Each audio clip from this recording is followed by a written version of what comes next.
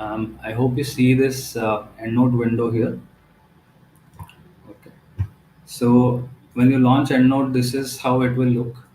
If you have a library open, it will show up. But just to start from scratch, let's start with creating a new library.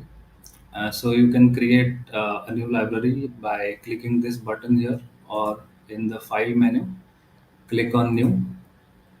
Okay, then it will ask you the location where you want to save the library.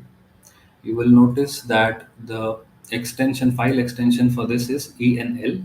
This will become more relevant as we go through the presentation. Something to note here, it is advisable to, sorry, yeah, it is advisable to save this library at a location that is not a network drive, which means it is not connected to the internet.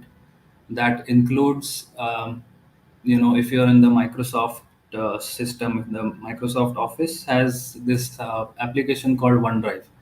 What OneDrive does is it maps your local hard disk, whether it's on your laptop or desktop computer, and it uploads all of the files to a secure location in the cloud, right?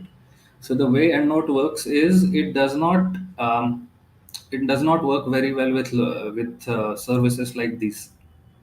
Okay, so when you're creating your library, it is advisable that you create it somewhere that is not synced to the cloud, okay, or is not connected to the internet. So typically, the downloads folder, now in OneDrive also you can set some locations to not sync, but just to be simple, the downloads folder is typically not synchronized to EndNote. You can check with your university's IT department on where your laptops are synced, and you can choose the location accordingly. So in the downloads folder, maybe you want to create a separate folder for libraries, because each library has two components. So you will see that the ENL extension on this file, it says EndNote library, and there is a data folder associated with the file. You will notice that both of these files have the exact same name. That is because they are part of a whole.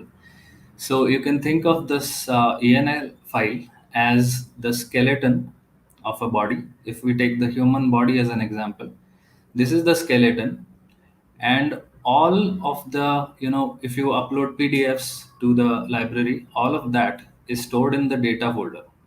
Okay, so if ENL is the skeleton, data is your muscles and internal organs.